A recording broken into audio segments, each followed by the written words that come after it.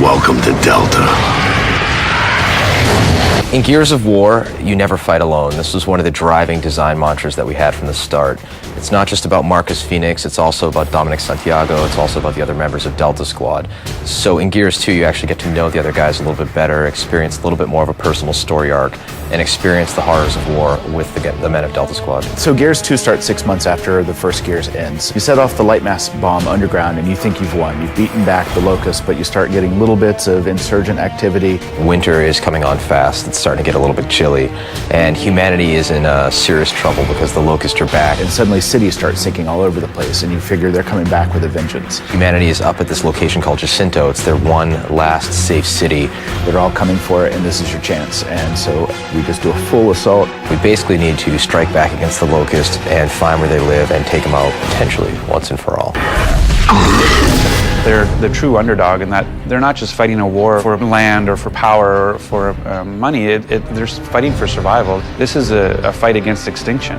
But when it really comes down to it, what the story we're telling is about Delta Squad. When we created the characters in Delta Squad, we kind of wanted to fill each different archetype for personality.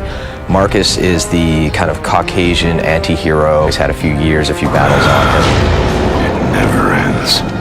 Dominic is the half Hispanic best friend who occasionally, cracks a joke.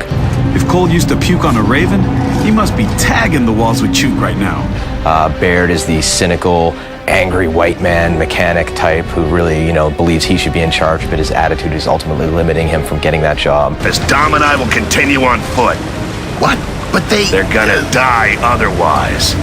And then Cole is the charismatic African-American athlete who is a tremendously wonderful soldier, always eager to lend a hand and, has become a fan favorite. Come on, man, let's roll. Marcus Phoenix is an enigma wrapped in a riddle. I'm not sure if the game made Marcus cool or Marcus made the game cool, but he's just a guy who's stuck in the situation and he wants out of it. And the best way to get him to be able to go back to his regular life, if there even is a regular life anymore, is to beat the Locust back. Hang in there, Rook. We'll be there soon. Let's go find Carmine. Marcus is a good leader because he just knows what he's doing. He gets to the point. It's one of those people who he's a decision maker. He doesn't waffle. He's a guy who chose his family over his duty back in the day when he went out to help his father, Adam Phoenix. Dom looks up to Marcus, right?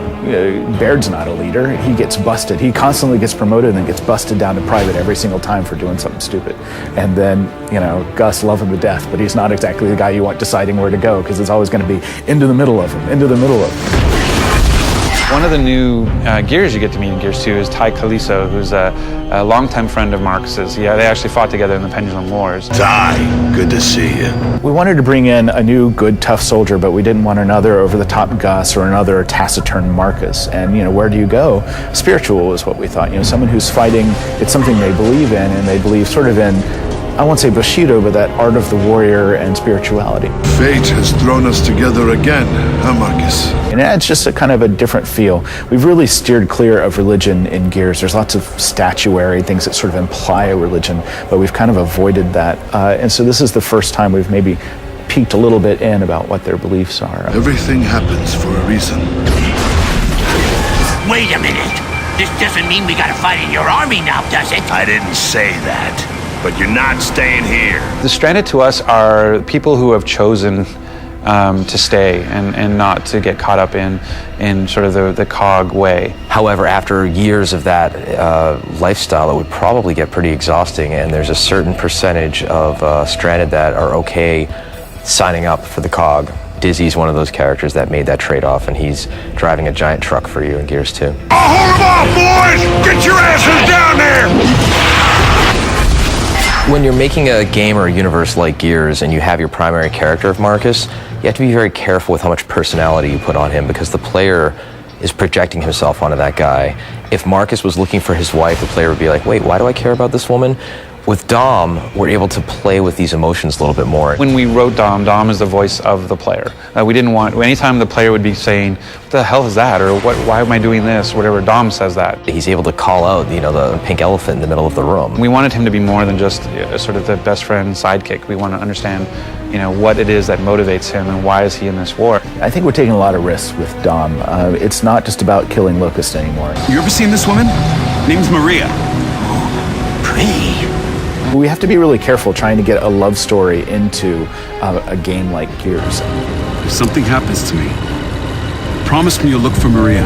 I really hope gamers aren't just going to skip through cinematics, but give it a second and watch it, because I think they're going to be impressed, and it's still cool. They're badass characters who just happen to, you know, be in love. That's cool.